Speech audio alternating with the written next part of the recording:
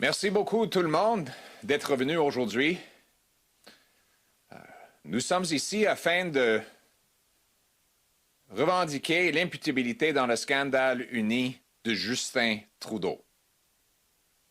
Il y a une semaine, le Parlement a adopté une motion conservatrice revendiquant le témoignage de plusieurs adjoints politiques libéraux du bureau du Premier ministre et du ministre des Finances, Bill Morneau, afin d'expliquer des liens directs entre les ministres libéraux et l'organisme uni en établissant la contribution d'un demi-milliard de dollars controversée.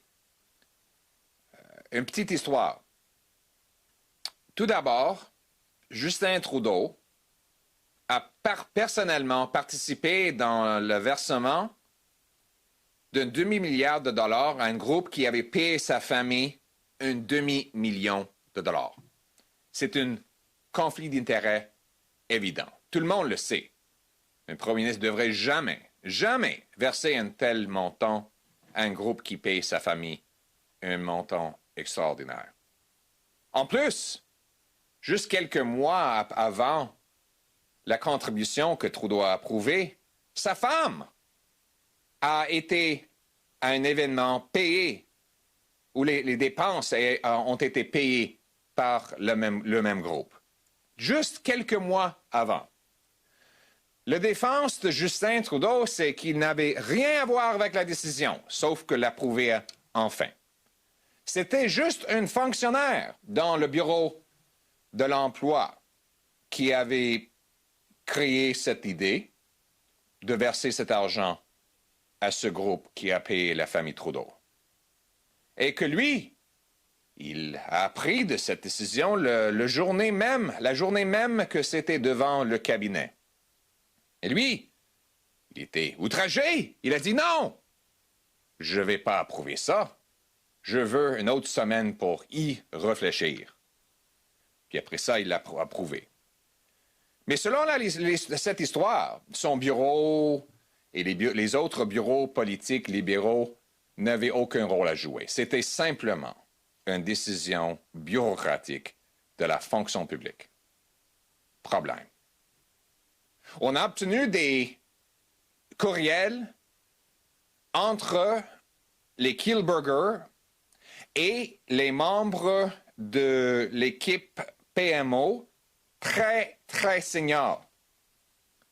Ben Chin, qui est le conseiller senior de Justin Trudeau, avait un échange de courriels avec les Kielburger, où les Kielburger, là, lui a remercié d'avoir formé ce programme que le premier ministre dit que son bureau n'avait rien à voir avec.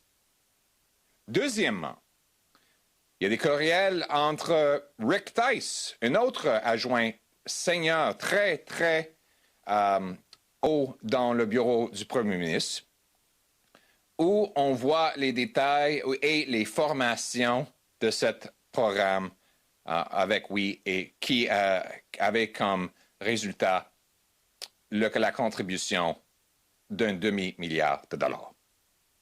Alors, ça contredit directement le témoignage de Justin Trudeau devant le comité des finances en été 2020, où il a dit « Oh, j'avais rien à voir, c'était simplement un employé dans le département d'emploi. » Avec ces contradictions, on voulait donner à ces employés l'occasion de s'expliquer, de nous dire comment ces courriels peuvent avoir été écrits, montrant une telle collaboration si c'était simplement une affaire d'un fonctionnaire loin de l'autre côté de la rivière d'Ottawa. Soudainement, Justin Trudeau a dit non, il ne faut pas que ces adjoints-là venir témoigner devant les Canadiens. Il dit non, c'est toujours la responsabilité des ministres de témoigner devant les comités parlementaires quand il y a une question pour leurs adjoints. Bien. On a une deal. Les conservateurs acceptent l'offre de Justin Trudeau.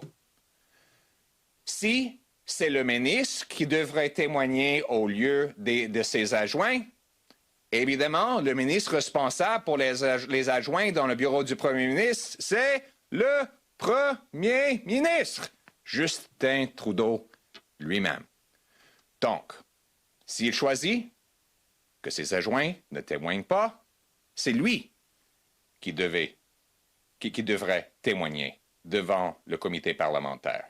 Oui, il l'a déjà fait, mais non, il n'a pas répondu à ces courriels parce qu'à ce moment-là, ces courriels étaient gardés secrets. On a de preuves qui contredisent ce que le premier ministre a dit devant un comité parlementaire. Et s'il ne veut pas permettre les gens qui ont été impliqués dans ces courriels, il devrait lui-même venir expliquer pour les gestes que son bureau a pris. Ce qui est clair, que Justin Trudeau ne peut pas simplement cacher la vérité. C'est assez de fermer le Parlement, de retarder les comités parlementaires lorsque ces députés prononcent des discours de 4 ou 5 ou 7 heures afin d'éviter des questions importantes. Si Justin Trudeau n'a rien à cacher, il ne devrait avoir aucun problème à témoigner.